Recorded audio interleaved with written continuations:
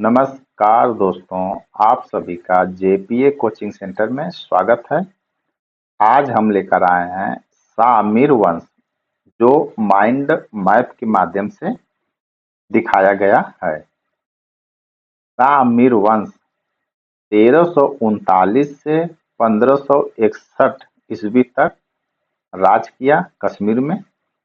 उनका जो वंश का उदय हुआ, सामिर वंश का उदय किस माध्यम से हुआ? सामिर वंश की स्थापना जो है सामिर ने रखी। वो कहाँ के थे? वो मूलतः जो अफगानिस्तान या स्वात क्षेत्र के रहने वाले थे। वो गुड़ में उनकी काफी बुद्धिमान, साहसी और कूटनीतिज्ञ थे। वो जो है 14वीं शताब्दी में आए। ये किस समय आए? 14वीं शताब्दी में आए। इनकी पृष्ठभूमि बहुत अच्छी खासी रही। ये तत्कालीन शासक राजा उदयन देव को जो है हरा करके अपनी स्थापना की। किसकी? सामिर वंश की।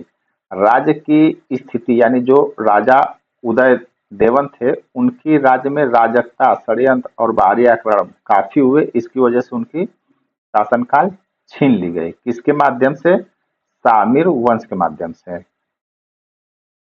सामिर वंश ने अपनी स्थापना जो है 1339 ईस्वी में की। सामिर वंश या जो उनको उपाधि दी गई सामिर को, वो सुल्तान शम उद दीन शाह मीर, ये उनको उपाधि दी गई सामिर को।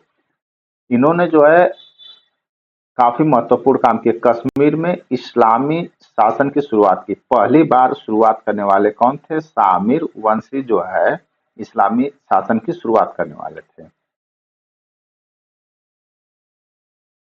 यही मेन संस्थापक थे। कौन? सामिर थे। सामिर ही जो है इस्लामी शासन की शुरुआत की है। अब यहाँ पे जो है, अब प्रमुख शासक में जो सामिर के प्रमुख शासक कौन रहे हैं? प्रमुख शासक में रहे हैं आपके सामिर, तो इसके संस्थापक हो गए पहला। और इन्होंने जो है स्थिरता और सुधारों का प्रतीक लॉन्च किया। सुधार में क्या? ये कर प्रणाली व्यवस्था में काफी सुधार किए, जो कर लिया जा रहा था। और प्रशासन को सुदृढ़ बनाए यानी मजबूत। और राजनीतिक जो एकीकरण किए, क्या किए? राजनीतिक एकीकरण कर लिए। सुल्तान जमशेद और अली शाह जो सामिर के बाद शासक बने। सुल्तान सिकंदर जो है 1389 से 1413 ईस्वी तक ये शासन किया। इसके शासन में सुल्तान सिकंदर को क्या उपाधि दी गई? सिकंदर बुद्ध सिकन। यह जो क्या था? ये मूर्ति भंजक था। इसका पिता जितना अच्छा था यानी सामिर जितना अच्छा था, उसका ये विपरीत था। ये जो है बुद्ध सिकन के नाम से जाना गया। ये मूर्ति भंजक यानी मूर्ति को तोड़ने वाला था, जो अपने शासन, अपने जो धर्म को काफी प्रचारित किया। और जो हिंदू धर्म की मंदिर मूर्ति थी, उनको तोड़ा गया। ये जो इस्लाम के प्रचार है तो कठोर कदम उठाया। कौन? सुल्तान सिकंदर ने। और ये नकारात्मक प्रभाव, जैसे मंदिर को नष्ट करना, धार्मिक असहिष्णुता का विरोध करना, ये कौन किया? सुल्तान सिकंदर ने किया। और इसका शासनकाल 1389 से 1413 ईस्वी तक चला।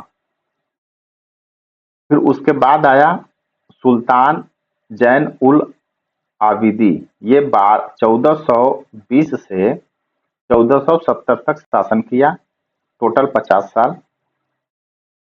इसको उपाधि दी गई बादशाह। ये जो प्रेम, ये काफी बादशाह या प्रेम से, ये बहुत अच्छा था। अपने पिता का सेम विपरीत था। क्या? सुल्तान सिकंदर जो है अपने पिता का विपरीत था। सिकंदर के ये एकदम विपरीत था। क्यों? क्योंकि वो मूर्ति भंजक था और ये मूर्ति स्थापित करता था। ये नीति में जो है सहिष्णुता और प्रेम का संदेश देता था। इसने जो है कार्य में क्या सुधार किए?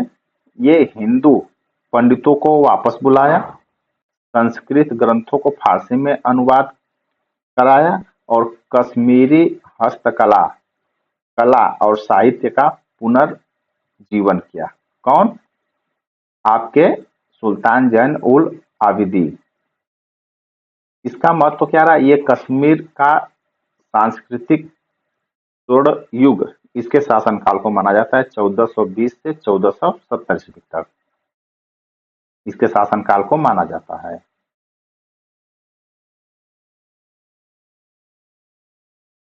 वंश का पतन और अंत किस माध्यम से हुआ, या शाह मीर वंश का जो है पतन किस माध्यम से हुआ। शाह मीर का पतन जो है, इसमें उत्तराधिकारी विवाद हुआ। क्या हुआ, उत्तराधिकारी विवाद हुआ, सत्ता संघर्ष और षड्यंत्र किए गए, और वंश की चमक मलान हुई। मतलब जो अगर किसी भी सत्ता में आपकी जो सत्ता संघर्ष और षड्यंत्र होने लगे तो वंश की चमक गायब हो जाएगी। तो सेम इसमें भी वही हुआ। इस वंश का लगभग अंत हैदर शाह के शासनकाल में यानी 1561 ईस्वी में हुई। किसके शासनकाल में, उस समय शासन कौन कर रहा था, हैदर शाह उस समय शासन कर रहे थे। और उस समय उत्तरवर्ती शासक चंद्रवंशी, जो उत्तर के शासक थे चंद्रवंशी, उन्होंने जो है मुगल पे जो शामिर पे चढ़ाई कर लिए और मुगल का कश्मीर का जो मुगल साम्राज्य में इसको विलय कर लिया। उसके बाद जो अकबर और 1586 से ये अकबर का साम्राज्य यानी मुगल का साम्राज्य स्टार्ट हुआ। इस तरह से दोस्तों आज की क्लास संपन्न हुई। माइंड मैप की चैनल को लाइक, सब्सक्राइब तथा शेयर करें। धन्यवाद।